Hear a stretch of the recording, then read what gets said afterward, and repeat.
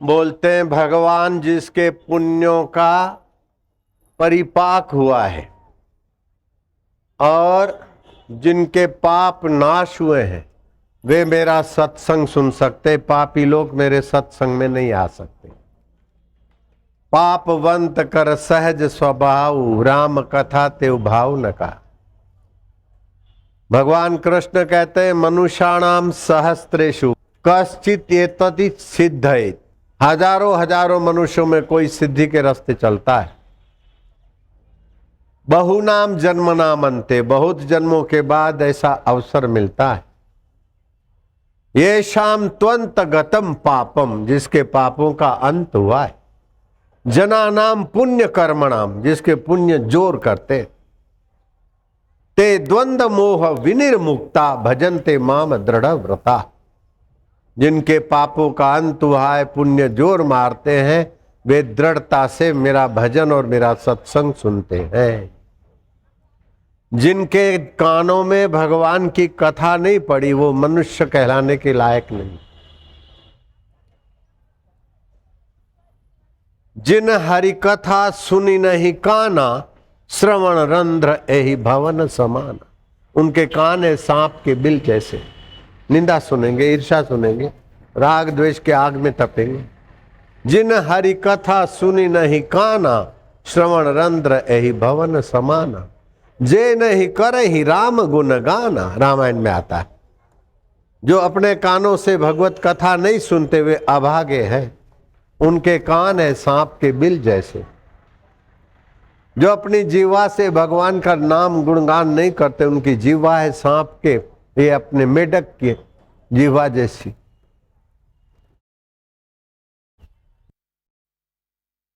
श्री कृष्ण कहते हैं ये शाम त्वंत गतम पापम जनानाम पुण्य कर्मणाम ते द्वंद्व मोह विनिर्मुक्ता भजन्ते माम दृढ़ व्रता। द्वंद्व मोह से रहित विनिर्मुक्त होकर दृढ़ता से मुझे भजते। 84 लाख जन्मों के बाद मनुष्य योनि मिलती है। 84 लाख 1, 84 लाख योनियां तो कंप्यूटराइज है। एक से एक यात्रा करो। मनुष्य योनि पार होने के लिए अलग प्लेटफॉर्म है। यहीं से तुम देवलोक में जा सकते हो, यक्ष गंधर्व किन्नर, अथवा तो राजा अज की नाई सांप भी बन सकते हो, राजा नृग की नाई क्रिकेट भी बन सकते हो। अमेरिका का प्रेसिडेंट इब्राहिम लिंकन प्रेत होकर बेचारा भटक रहा है। मनुष्य जीवन तो मिला लेकिन सत्संग नहीं मिला, सत्य स्वरूप ईश्वर से जुड़ने वाली दीक्षा शिक्षा नहीं मिली। मंदासु मंदमतया मंद भाग्या, वे लोग मंद भागी मंदमति वाले। मनुष्य जन्म मिला, 84 लाख योनियों के बाद लॉटरी खुली, लेकिन फिर से पशु योनि में जा रहे। राजा नृग मरकर क्रिकेट हुआ है। श्री कृष्ण ने उसको निकलवाया और अपनी कृपा दृष्टि किया। उसकी गर्दन लुढ़की और उसका जीव रूपी ज्योति निकला और देवता बन गया। सब कुछ जानने वाले श्री कृष्ण अनजान होकर पूछते कि हे देव पुरुष, तुम यहाँ, हम तो वन दिवस मनाने आए, ग्वाल गोप जंगल की हवा स्वास्थ्य के लिए वरदान है। आप इधर प्रकट हुए तो आप कहां से पधारे? वो देव पुरुष कहता है कि माधव। माधव माना धरती में जो गन्ने को मधुरता देने की सत्ता है, फलों में मधुरता देने की सत्ता है, माँ के हृदय में जो बच्चे के लिए माधुर्य है, बच्चे के हृदय में जो माँ के लिए माधुर्य है, वो माधुर्य जहाँ से आता है वो आत्मा परमात्मा। इसलिए भगवान का नाम एक माधव है। माधव माना मधुरता का आधार। रोम रोम में रम रहा है, इसलिए भगवान का दूसरा नाम है राम। कल्याणकारी, इसलिए उसी का नाम है शिव। गो माना इंद्रियां, इंद्रियां हमारी देखती सुनती चखती है, इंद्रियों के द्वारा उसकी सत्ता विचरण करती, इसीलिए उसका नाम है गोविंदा। और इंद्रियां थक कर उसी में रात को आराम पाती है, इसलिए उसी भगवान का नाम पड़ जाता है गोपाल। ऐसे हजार हजार नाम है तुम्हारे बाप के। कितने? हजार हजार नाम। जो तुम्हारा बाप है वो मेरा, उनका, सभी का है। वास्तविक में शरीर के बाप तो अलग अलग है, लेकिन वास्तव में सबका बाप एक, अपना आप सबका बाप। आद सत्य, जुगात सत्य, है भी सत्य, नानक हो से भी सत्य। भाग्य होया गुरु संत मिलाया, प्रभ अविनाशी कर में पाया। वे बड़े भागशाली। शिव जी बोलते पार्वती उनकी माता धन्य है, उनके पिता धन्य है, उनका कुल गोत्र धन्य है, जिनके हृदय में गुरु भक्ति है, गुरु का ज्ञान। मैं शिव जी के तरफ से आपको धन्यवाद देना चाहता हूं। मेरा अकेला धन्यवाद छोटा हो जाएगा, लेकिन शिव जी के धन्यवाद में मैं अपना मिलाऊंगा, मेरे गुरुदेव का मिलाऊंगा, ब्रह्मज्ञानी संतों का मिलाऊंगा, वो बड़ा धन्यवाद। मैं बोलता हूं, आप बोलना। धन्या माता पिता धन्यो, धन्या माता पिता धन्यो, गोत्रम धन्यम कुलोद्भव, गोत्रं धन्यं कुलोद्भव, धन्या च वसुधा देवी, धन्या च वसुधा देवी, यत्र स्यात् गुरु भक्ततः। यत्र स्यात् गुरु भक्ततः। हे पार्वती उनकी माता धन्य है। उनकी माता धन्य माना किसकी? जिनके पास गुरु भक्ति है, जिनके कानों में गुरु का ज्ञान है, उनकी माता को धन्यवाद शिवजी दे रहे हैं। उनकी माता धन्य है। किसकी माता धन्य है? तुम बोलो हमारी। चोरी का माल नहीं है, खानदानी। किसकी माता धन्य है आज? हमारे। उनके पिता धन्य है। किसके पिता धन्य है? हमारे। उनका कुल गोत्र धन्य है। किसका? हमारा। उनके कुल में जो जन्म लेंगे वो भी धन्य है। ऐसा शिवजी के तरफ से जो वरदान है, उसमें जो धन्यवाद है, उसमें मैं, मेरा, मेरे गुरुदेव का और समस्त धरती पर देश विदेश में जहां भी ब्रह्मज्ञानी संत हैं, उन सभी का धन्यवाद मिलाकर आपको इतना बड़ा धन्यवाद देता हूं। आज तक किसी ने इतना बड़ा धन्यवाद नहीं बनाया है। पार्टी की तरफ से धन्यवाद दिया होगा,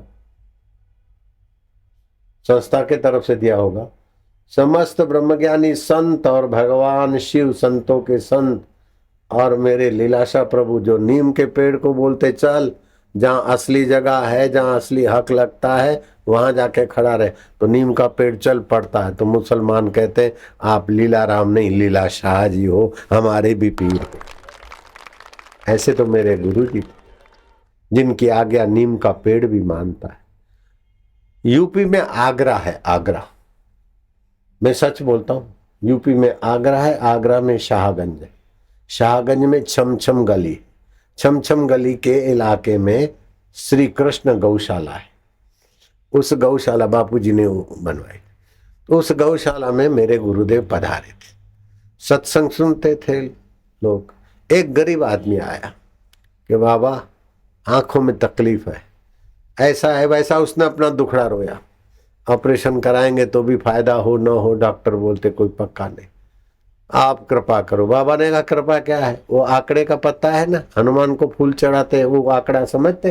अक, अक का पत्ता तोड़ो और सफेद सफेद निकलेगा दूध जैसा, वो आंख में डाल दो। आप लोग नहीं डालना, एसिड है। उसने जाके डाला, कहाँ? आगरे की बात, और आंखें चंगी हो गई। दुकान वाले के पास गया, मिठाई ली और जय साईं लीलाशाह। बोले किस बात का? मेरे दुकान की मिठाई मुझे ही प्रसादी, क्या बात? बोले लीलाशाह बापू, शाहगंज छमछम गली में जो गौशाला है अभी भी है, अगर मैं झूठ बोलूं तो तुम सब अभी मर जाना, लेकिन पहले जांच करना झूठ है कि सच है। मैं झूठ काहे को बोलूंगा? झूठी कसम क्यों खाऊंगा अपने प्यारों की? या तो भगवान की कसम खाई जाती है, या तो अपने बेटा बेटी की, या तो अपने प्यारों की। शिष्य हैं तो बेटा बेटी हैं, नहीं तो मित्र हैं, प्यारे हैं। मैं झूठी कसम क्यों खाऊंगा? अगर ये आगरा शाहगंज छमछम गली ये घटना अगर झूठी हो तो आप सब मर जाना बस। लेकिन मरोगे काहेगो? मरे तो तुम्हारा पाप, मरे तुम्हारा अभिमान, मरे तुम्हारा दुख और दरिद्रता, तुम तो जुग जुग जियो और प्रभु भक्ति रस पियो। ओम ओम ओम ओम ओम ओम ओम ओम ओम ओम ओम बोलो हरि ओम ओम ओम ओम ओम ओम ओम ओम ओम ओम ओम।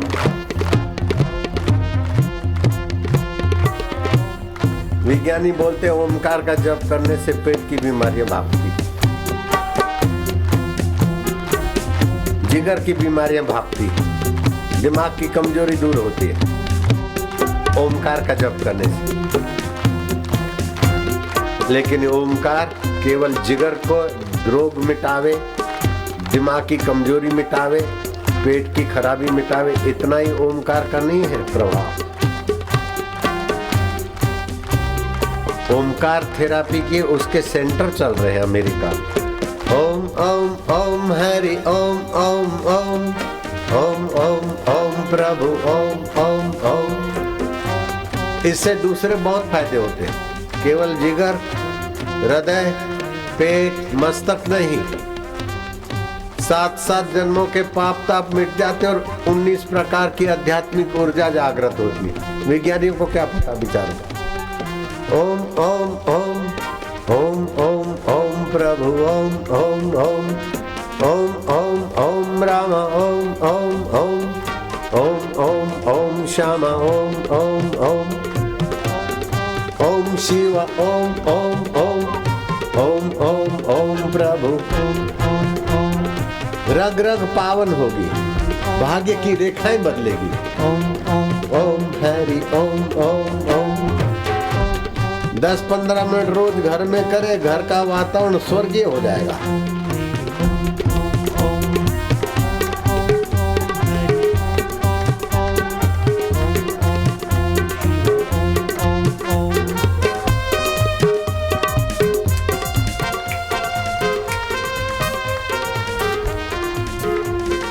ओम ओम ओम प्रभु ओम ओम ओम ओम ओम प्यारे ओम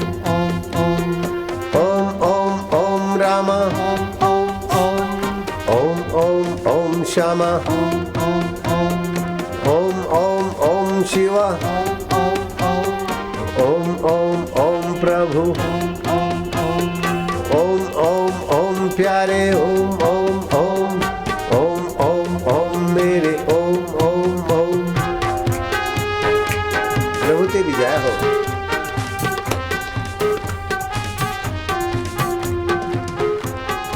ओम ओम ओम हरि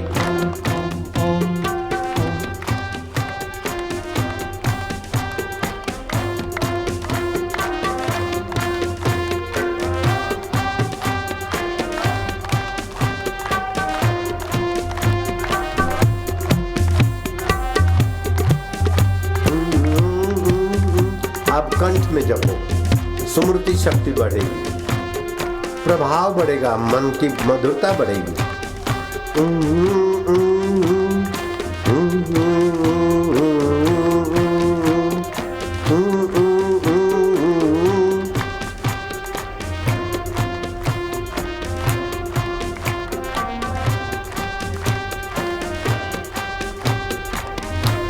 आनंद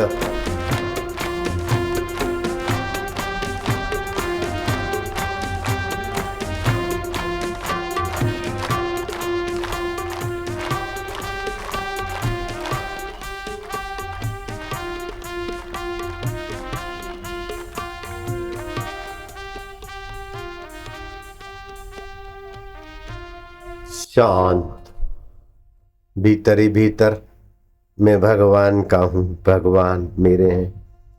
ओम स्वरूप का उच्चारण करने वाले के पाप ताप मिट जाते। अब मेरे पाप ताप मिटे हैं, मैं भगवान की शांति में शांत होने वाला प्लुत उच्चारण करूंगा, लंबा उच्चारण ओमकार का भगवान की शांति और भगवान के आनंद को उभारेगा। अभी अभी ओम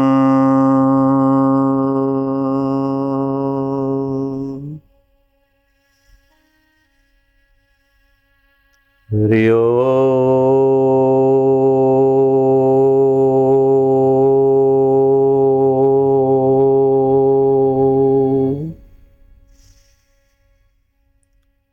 हरि ओम।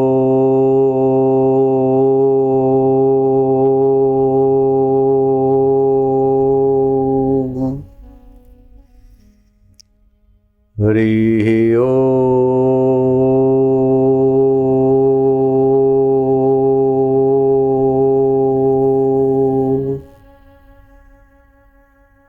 भीतरे भीतर भगवान मेरे हैं, आनंद स्वरूप है। भय नाशन दुर्मति हरण, भयनाशन दुर्मति कली में हरि को नाम। कले निश दिन नानक जो जपे, सफल हो वही सब काम। हरि ओम।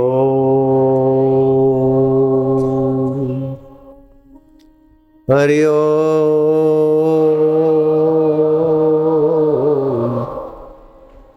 हरि ओम। शिव ओम।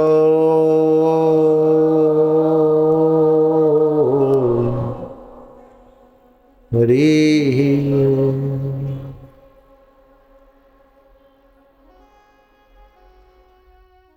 मधुर शांति। मैं भगवान का हूं, भगवान मेरे। भगवान शांत स्वरूप चैतन्य स्वरूप है। एक लड़के को देखा कि भगवान की भक्ति में रंगा हुआ है, माँ बाप ने जोर मारा शादी कर ले। उसने कहा असली शादी करूंगा। बहुत समझाने पर भी घर वाले समझ गए कि ये भगवान को पाए बिना नहीं रहेगा। उस लड़के का नाम था शिवराम। माँ ने कहा बेटा अब तू, हम मान गए, तू साधु बनेगा, लेकिन एक वचन दे दे, जब तक मैं जीवित हूं तो घर नहीं छोड़ना।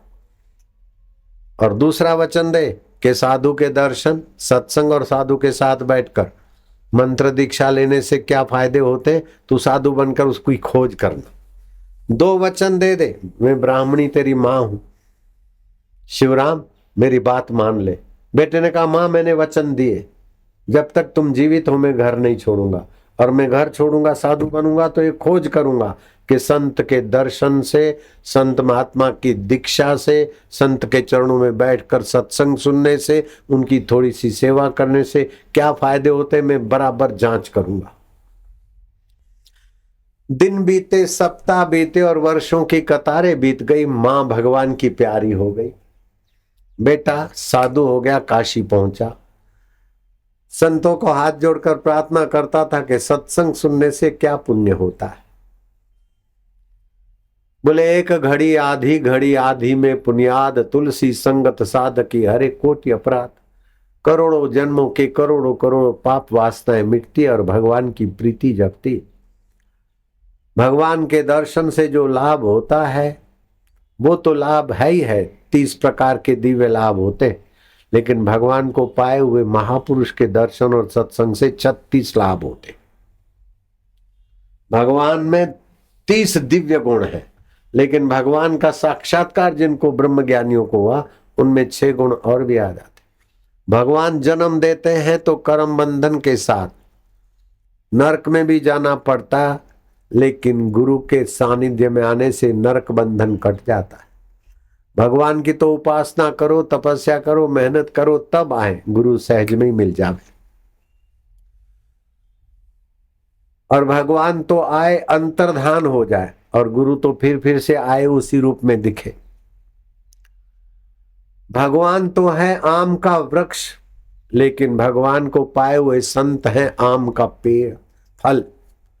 आम का पेड़ से ही फल पैदा होते, लेकिन फल रसीला होता है, और फल में जो गुठली होती है वो भी आम का पेड़ ही पैदा कर देती। इस प्रकार भगवान में जो दिव्य 30 गुण है, उससे भी 6 सच्चे संत में 36 गुण होते। बाप से बेटा सवाया, ऐसे ही भगवान से संत सवाए होते। जैसे सांदीपनी एक साधारण विद्यार्थी था, गुरु को एकटक देखकर सुनता था, इधर उधर झांकता नहीं था, पढ़ने में बड़ा तेज नहीं था, लेकिन ध्यान मूलम गुरु मूर्ति। सांदीपनी ढीला विद्यार्थी था, लेकिन गुरु के सामने एकटक देखता था, सुनता था। समय बीत गया, गुरुजी जब भगवान के धाम में जा रहे थे तो शिष्य नजीक नजीक आए, बेटा क्या चाहिए? बोले गुरुजी आपकी खड़ाऊ दे दो। किसी ने कहा अंगोछा दो, गुरुजी आपकी वो प्रसादी दे दो। सभी चेलों को बांट दिया। सांदीपक को कहा बेटा तुझे क्या चाहिए? वो तो देखता ही रहा। तुझे कुछ नहीं चाहिए तो मैं ऐसा देता हूं कि भगवान कृष्ण का अवतार हो गया है, जगत गुरु भगवान कृष्ण तेरा चेला बनेगा। लो, अपने चेले का चेला भगवान को बनाने की ताकत गुरु के वचन में। और इतिहास साक्षी है, सांदीपनी के शिष्य बन गए भगवान कृष्ण, क्योंकि सांदीपनी को उनके गुरु ने वरदान दिया था कि भगवान तेरा चेला बनेगा। बोलो, अपने चेले का चेला बना देते भगवान को। ऐसे ब्रह्मज्ञानी संत की महिमा गुरवाणी में आती है। ब्रह्मज्ञानी का दर्शन वड भागी पावई, ब्रह्मज्ञानी को बल बल जावई, ब्रह्मज्ञानी को खोजे महेश्वर, ब्रह्मज्ञानी आप परमेश्वर, ब्रह्मज्ञानी की दृष्टि अमृत वर्षी, ब्रह्मज्ञानी अनाथों का नाथ, ब्रह्मज्ञानी का सब पर हाथ, ब्रह्मज्ञानी का भोजन ज्ञान, ब्रह्मज्ञानी का ब्रह्म ध्यान। तो शिवराम, तुमने मां को वचन दिया है कि संतों के दर्शन से क्या पुण्य होता है, उनकी दीक्षा लेने से क्या फायदा होता है। अरे 7-7 पीढ़ियां तर जाती है। मैं एक बात बताऊं, आपको याद आती मेरी नानी की बात, तुमको हंसी आएगी। बता दो, मेरी नानी मर गई थी, माँ भी मर गई तो नानी कहाँ जिंदी रहेगी। मेरी माँ मर गई तो उसको ले गए शमशान में। ले तो गए शमशान में, लेकिन जब उसको चिता पर रखा और ऊपर लकड़ी वकड़ी रखी तो हिली, तो लकड़ियां काटी तो रस्सी काटी, और नानी गई तो कंधे पे, आई तो पैदल, और फिर 39 साल जी। अगर मैं झूठ बोलूं तो तुम मरो, बस इतनी बढ़िया कसम खा रहा हूं। हम 8-10 साल के थे तो पूछते थे कि नानी जी तुम मर गई, फिर कहाँ गए थे, कैसा हुआ, वापस जिंदगी कैसे हुई? अरे बोले क्या पता ऐसा कुछ हुआ, पेट में सिर में ऐसे, फिर में तो पता नहीं चला कि क्या मृत्यु होता है। फिर थोड़ी देर के बाद देखा कि ये हेमी बाई का शरीर ये है, इसको मैं मानती थी। अभी पता चला मैं तो आत्मा, मैं शरीर नहीं हूं, लेकिन वो जिसको तुम नानी बोलती हो उसको मैंने, जैसे और लोग देख रहे थे मुर्दा, ऐसे मैं भी देख रही थी। शास्त्र वचन है, आदमी मरने के बाद 2.25 घंटे के बाद उसकी मूर्छा टूटती है, और वो जैसे और लोग अपने लाश को देखता है वो खुद भी अपनी लाश को देखता है। तो उसका मतलब ये लाश रूपी शरीर तुम नहीं हो, इसके बाद भी तुम्हारा अस्तित्व है। बचपन मर गया लेकिन तुम उसको जानते हो, जवानी मर रही है, मर गई, उसको तुम जानते हो, शरीर बदल गया उसको तुम जानते हो, तुम अबदल हो। इस प्रकार का ज्ञान बड़ा भारी दिव्य ज्ञान होता है। तो मैं मर गई, थोड़ा देखा, फिर शमशान में ले जा रहे थे, तब तक तो मेरी ऊपर की यात्रा हुई। तो मेरे को जमदूत ले गए थे यमपुरी में, तो वहां तो पापी दुखी आक्रांत करे। मैं क्या आए, ओ मुए निगुरे, वो सिंधी माया डांटी, ओ मुआ निगुरा, ओ मुआ डांच साव मुथी ने ये वट पंज थई। मेरे को इधर कैसे लाए, ये तो नरक है, और मैंने तो संत की दीक्षा लिया है, मेरे को इधर कैसे लाया? बोले तुम्हारा नाम हेमी बाई है ना? बोले हाँ हेमी बाई है। पति का नाम क्या है? बोले हम पति का नाम नहीं लेती है, लेकिन प पे है। तो बोले पोहुमल, परशुराम, पुरुषोत्तम, तो क्या माई? बोले तुम बोलो ना, तुम चांदा वानो, तुम बोलते जाओ, जो होगा मैं बोल दूंगी। ऐसे बोलते बोलते सब प्रेम, बोले नहीं पीछे चंद भी मिलाओ। तो प्रेमचंद, बोले हाँ हाँ वो यो। अरे हम तो पोहुमल की पत्नी हेमीबाई पोहुमल को लाना था। यमराज को बोला हेमीबाई पोहुमल के बदले प्रेमचंद वाली। अरे जाओ जल्दी छोड़ के आओ। तो मेरे को फिर छोड़ गए, तो मैं जिंदी हो गई। ऐसा मेरी बहन के साथ घटना घटी थी। मेरी बहन को पेट में जलंधर भगंदर था, तो मणिनगर हॉस्पिटल है, लल्लू भाई गोवर्धन दास LG हॉस्पिटल, भर्ती हुई तो सुबह सुबह ऑपरेशन थिएटर में ले गए और उसके पैर झांग के ऊपर स्प्रिट और ये कुछ लगा रहे थे। बोले इधर क्या करते? बोले तुम्हारे को तो कैंसर है ना पैर में, वो काटना पड़ेगा पैर। अरे पेट में तकलीफ है, पैर काटोगे मुआ निगुड़े। बोले तुम्हारा नाम मीराबाई है? बोले हाँ मीराबाई तो है।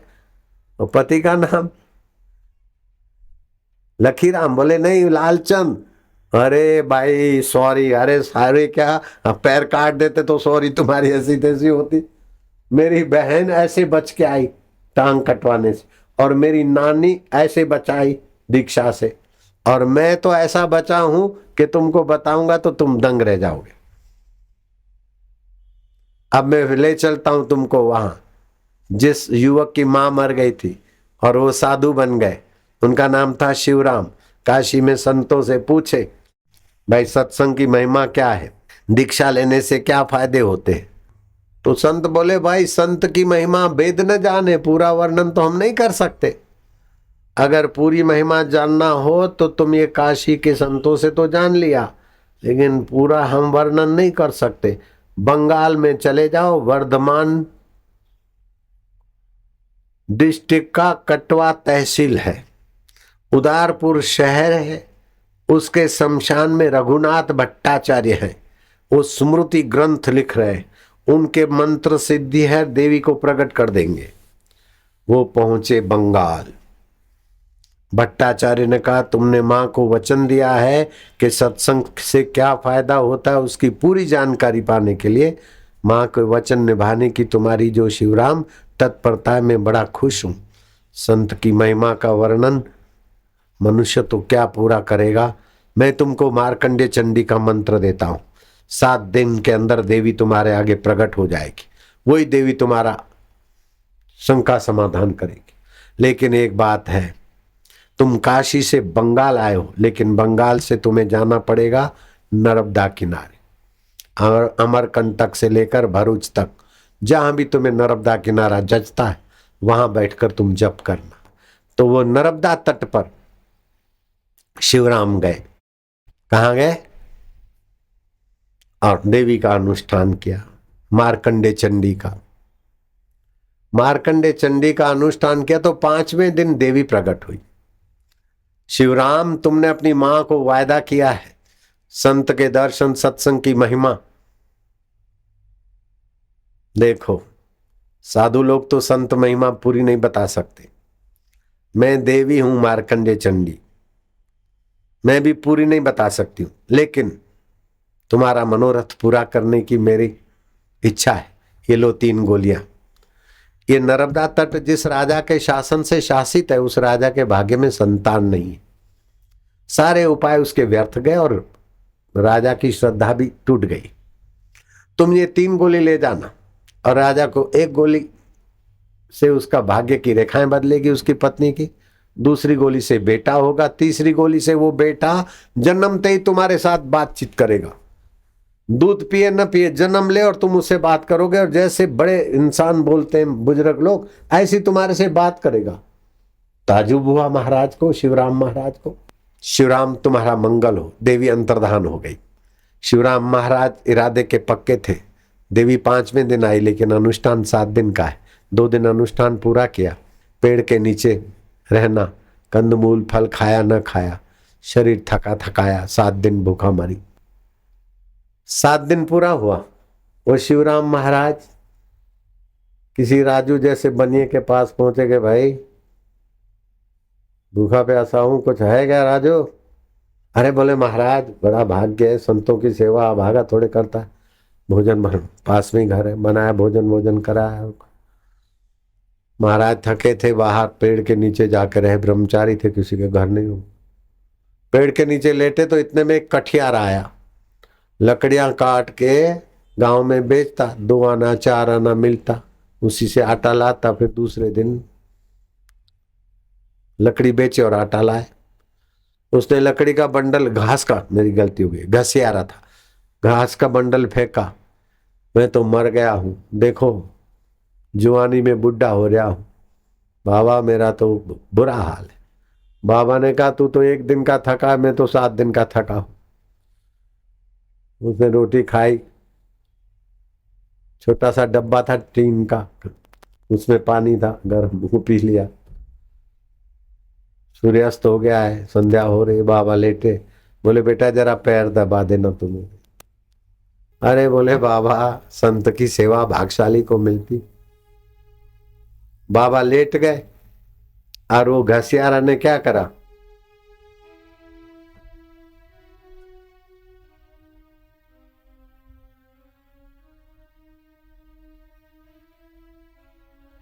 अब उसको पता नहीं पैर दबाते दबाते मृत्यु मेरा गला दबाने आए, पता ही नहीं है कब कौन मर जाए। पैर दबाते दबाते ढल गया। बाबा देखे सुबह, अरे ये तो बेचारा ढल गया। वो बनिया को बोला भाई कुछ कर। बोले महाराज आप संकोच में न डालो, कमाई का 10वां हिस्सा जो सत्कर्म नहीं करते उनके बेटे लोग ऊपर हो जाते, बेटियां लवर करके भाग जाती, बीमारियां आ जाती। कमाई का 10% तो दान पुण्य करना चाहिए। आप हमें अवसर दे रहे बाबा।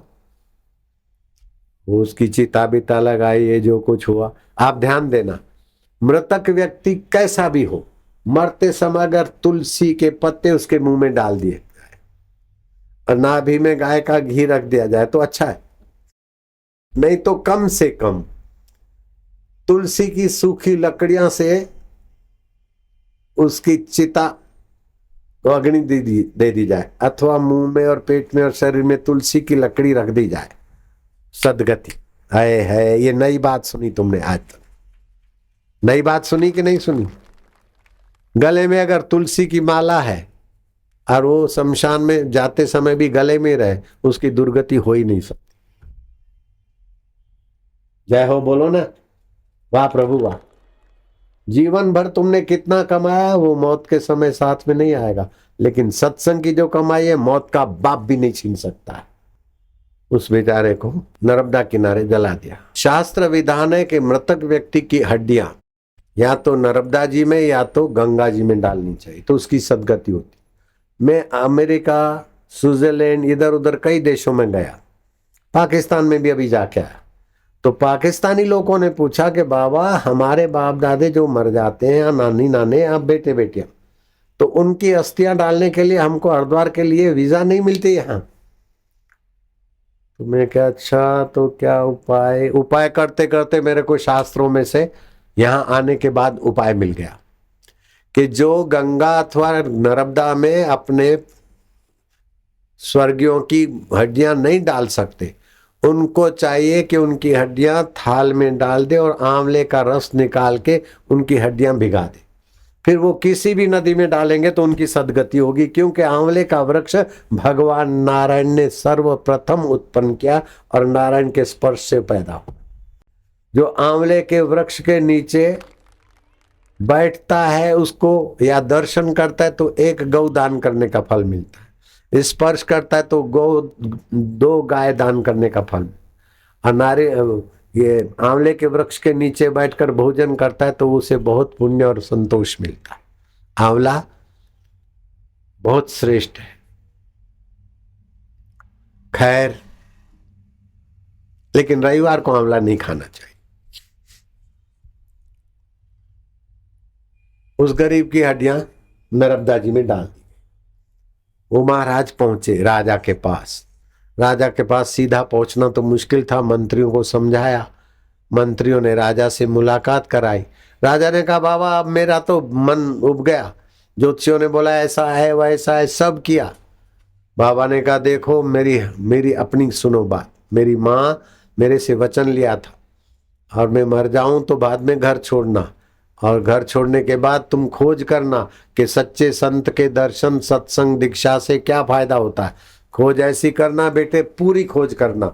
मैंने काशी के विद्वानों से, दूसरे संतों से खोज करते करते आखिर मार्कंडे चंडी देवी को प्रकट किया है, और चंडी देवी ने तुम्हारा इतिहास बताया है। तुमने कई प्रयत्न किया और तुम्हें संतान नहीं हुई, ये चंडी देवी का प्रसाद है, मार्कंडे चंडी का। इससे तुमको बेटा ही होगा। और मैं वायदा करता हूं राजन, जब तक तुम्हें बेटा नहीं होगा तब तक मैं तुम्हारा ये राजधानी नहीं छोड़ूंगा, चाहे मुझे नजर कैद कर लो। साधु के कहने में सच्चाई थी, बल था। बस तो कहना क्या। राजा ने नतमस्तक होकर प्रसाद लिया। सरला, ओ सरलू, सरला, देखो वाणी ऐसी बोलिए मनवा शीतल हो। अरे कहाँ गई, ऐ सरला को बुलाओ। राजा होता कह भी सकता, नहीं, मीठे वचन, स्त्री लक्ष्मी का रूप है।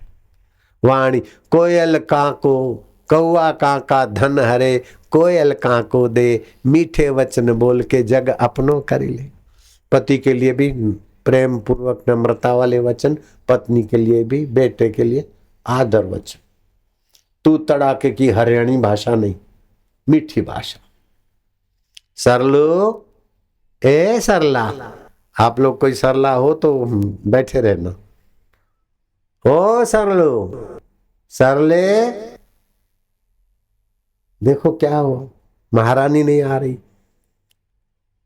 महारानी, महाराज जय हो, गुस्ताखी माफ हो, मैं तो दास दासियों के पचड़े में पंचायत कर रही थी, आवाज सुनाई नहीं पड़ा, क्षमा करें महाराज। नहीं नहीं कोई बात नहीं, लो ये 3 गोलियां। सरले, आप तुम पक्की बात कहता हूं, आप तुम मां बनोगी। सिर झुक गया, दाएं पैर के अंगूठे से जमीन खुरदने लगी। यह है नारी का, नारी तो स्त्री का स्त्रीण गुण है। जो महिलाएं या लड़कियां आजकल बोलती ना आई लव यू, वो तो नक्कटी सुरपंखा जैसी है। ये विदेशी चैनलों ने सिखाया है। हमारी भारत की बहू बेटियां ऐसा नहीं कह सकती मैं तुम्हें प्यार करती हूँ, मैं तुम्हें प्यार करती हूँ, नहीं। ये रावण की बहन ने, सुरपंखा ने लक्ष्मण को कहा था कि मेरे जैसी धरती पे सुंदरी नहीं है और तुम्हारे जैसे कोई सुंदर नहीं है, मैं तुम्हें प्यार करती हूँ। बोले स्त्री होकर इतनी नक्कटी, नहीं तुम मुझे बहुत प्यारे लगते हो, मैं तुम्हें प्यार करती हूँ। बोले इधर आ जरा नजीक, नाक और कान काट के हाथ में दे दिया, जा अपने भाइयों को दिखा तू ऐसी नक्कटी है। रामायण की सीरियल में देखा होगा, नाक और कान कटे हुए जाकर रावण को भड़काती है। आई लव यू जो बोलती है समझो सुरपंखा है वो कोई खानदानी अनुकरण नहीं है। विदेशी छोरे छोरियों का नकल करने वाले आई लव यू, ये विदेशी गंदगी, विदेशी वमन हमारे युवक युवतियां क्यों चाटेंगे? नहीं, कभी नहीं ऐसा। सरला गई, 10 महीने पूरे होने के 1-2 दिन कुछ बाकी रहे, दाई घर में आई। पहले के जमाने में नर्सिंग होम नहीं थे, घर में दाइयां आती थी। तुम्हारे बापू आए ना तो भी घर में ही दाई आई थी। और मेरी माँ को सुबह सुबह बापू आने वाले थे। बापू तो तुम्हारे बने, माँ के तो बेटे आने वाले थे। माँ गई, भगवान का जो घर में पूजा मंदिर था कि अभी मेरे को प्रसूति मत करा, ये दही मक्खन छाछ बांट लूं, दोपहर के बाद आए। तो तुम्हारे बापू को माँ ने रोक रखा, 7 बजे आने वाले थे और अपने पेट में रोक के रखा। 12 बज के सेवा पूरी हुई, उसके बाद दाई को बोला चलो, गई और तुम्हारे बापू आए। कैसी माँ का ये बापू है। देखो मैं अपने दिल की बात बता देता हूं। दाई आई, ध्यान देना, हाँ तुम पुराने जमाने की दाइयों के पास जितनी अक्ल थी उतनी आज के डॉक्टर और नर्सों के पास अक्ल आ जाए तो मुझे बड़ी खुशी होगी। बालक जन्म लेता है तो तुरंत जो उसकी नाभि छेदन होती है तो उसको एक प्रकार का अचेतन मन में भय घुस जाता है। मेरा एक शिष्य ब्रिगेडियर, 19,000 फौजी उसके अंडर में, लेकिन मैं क्या, तुम ऑफिस में बैठे रहो, बाहर तुम्हारे सेवक घन में खड़े हो, इतने तुम सुरक्षित, फिर भी तुम्हारे कुर्सी से एक चूही भाग जाए तो डरोगे कि नहीं डरोगे? बोले डर लग जाएगा। क्यों डरेंगे? डर हो जाता है। माइया तुम्हारे दिल पे हाथ रखो, तुम अपने रसोई घर से तपेली में घी तेल या दूध ले जा रहे हो और तुम्हारे पैरों से गिलहरी 100 ग्राम की गिलहरी पसार हो तो तुम क्या करोगी? मैं तो मर गई, मैं तो डर गई। तपेली गिर गई। होगा कि नहीं होगा? तुम्हारा कसूर नहीं है देवियों बेटियों, ये उन मूर्ख नर्सों का और डॉक्टरों की बेवकूफी है कि जन्मते ही नाभि छेदन किया। जिस जेर से बालक जुड़ा है 9-10 महीने, जिससे तृप्त रहा है, उसको एकाएक काटने से पीड़ा हुई। First impression is the last impression. मुर्गी के अंडे परिपक्व हुए, मुर्गी ने चोंच मारी और मुर्गी को उठा ली, बतख रख दी, तो मुर्गी के बच्चे पहले बतख देखते, तो फिर बतख के पीछे ही जाते। बतख पानी में जाती है और मुर्गी गंदगी में जाती है, लेकिन मुर्गी के बच्चे बतख के नहीं जा रहे हैं और वहां परेशान हो रहे हैं। असली माँ फरफरा रही, नहीं जा रहे, क्योंकि पहले जो देखा उसकी असर पड़ी। ऐसे ही पहले जो नाभि छेदन हुआ उसके भय की असर है। अभी आप बैठे हो, यहाँ कोई धड़ाका होने वाला नहीं, लेकिन पास में से चूहा आ जाए तो आप डर जाएंगे। ये आपका कसूर नहीं है, आप डरपोक नहीं है, नालायक नर्स और डॉक्टरों की बेवकूफी है। उनको लायक बनना चाहिए। कैसे लायक बने? कि बालक का जन्म हो 3 मिनट तक नाभि छेदन न करे। आप अपने बेटे बहुओं को या आपके घर जो संतान आए उसके लिए नर्स और डॉक्टरों को लगाम खींचकर रोके रखो, 3 मिनट तक नाभि छेदन न करो। तो ये प्रकृति का नियम है। बच्चे का जन्म होता है, 2-3 मिनट के बाद प्राण संचार बंद हो जाता है। प्राण संचार बंद होते ही रक्त संचार बंद हो जाएगा।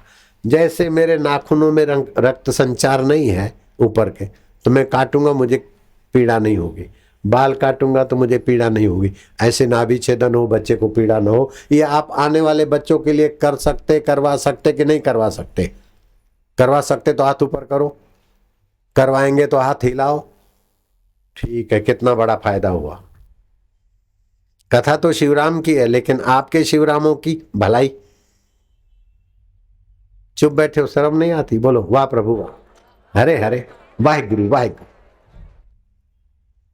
नाभि छेदन में डॉक्टरों पर कमांड करो, 3 मिनट के पहले नाभि छेदन नहीं। दाई ने 3 मिनट के बाद नाभि छेदन किया और बच्चे को स्नान करा के लेटाना चाहा, और बच्चा लेटे नहीं, पलथी मार के बैठ गया। और क्या? ज्ञान मुद्रा आप करो। ओम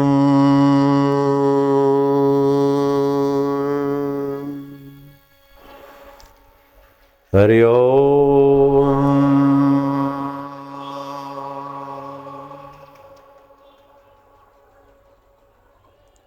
हरि ओम।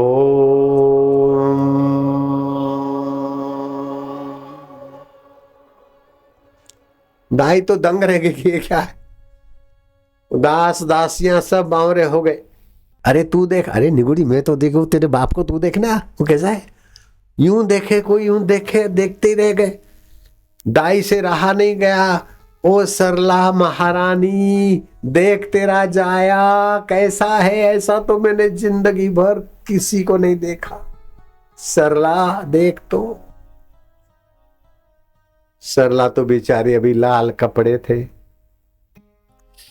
बेहोशी से अभी अभी बाहर निकली। बेटे को देखकर उसकी आंखों से प्रेम के आंसू आ गए। धन्य है संत का दर्शन, सत्संग बलिहार जावा बलिहार। राजा साहब को खबर करो। बोले खबर कर दी। राजा आए, कहाँ है लाल? वो लाल देखो है। वो लाल बोलता है, आप बोलना ओ। आपके लालियों और लालाओं को कथा सुनाना है ये। हाँ? ओम। राजा आए, दंग रह गए। बोले उस महाराज जी को, शिवराम महाराज को बाइज्जत ले आओ। शिवराम महाराज आए। महाराज ये आपकी प्रसादी। महाराज ने देखा ये प्रसादी, तुम क्या कर रहे हो? भाई मेरे को ये उपदेश बताओ, संत के दर्शन सत्संग की क्या महिमा है। तुम कृष्ण अवतार है के अंश हो, कि राम अवतार के अंश हो, कि परशुराम के अवतार अंश हो, कि कोई योगेश्वर हो? बोले बाबा मैं योगेश्वर वंश अवतार नहीं हूं, मैं तो वो घसियारा जो तुम्हारे पैर दबा दबाते मर गया है। हाँ बाबा मैं वही हूं। भूखा प्यासा जो घसियारा, दिन को खाते तो रात की चिंता, रात खाए दिन की चिंता। 2 घड़ी तुम्हारा दर्शन से मैं राजकुमार बन गया हूं। अब तो राजा के कंधे पे चढ़ूंगा, पिचकारी भी मार दूंगा, उनके कपड़े बिगाड़ दूंगा, तो भी राजा कुछ नहीं कर सकता। और कई सिपाही मुझे सलाम मारेंगे, कई डीजीपी आईजीपी ये सब मेरे आगे घुटने टेकेंगे। कहाँ तो घसियारा और कहाँ इतना ही नहीं बाबा, अगर मेरे को सदगुरु मिले तो ये राजपाट तो क्या, सच्चा संत बनकर परमात्मा का साक्षात्कार भी कर सकता हूँ। ये संतों के दर्शन की महिमा का पूरा वर्णन नहीं हो सकता। हरि अनंत, हरि कथा अनंत, तो हरि के प्यारों की महिमा अनंत है। गुरवाणी बोलती है मत करो वर्णन, हर बेअंत है, क्या जाने वो कैसो रे। वो अनंत है वो हरि, हरि की कथा अनंत है। इसलिए मैं तो आपको फिर से भगवान शिव जी के तरफ से धन्यवाद दूंगा। धन्या माता पिता, धन्यो गोत्रम, धन्यम कुलोद्भवा।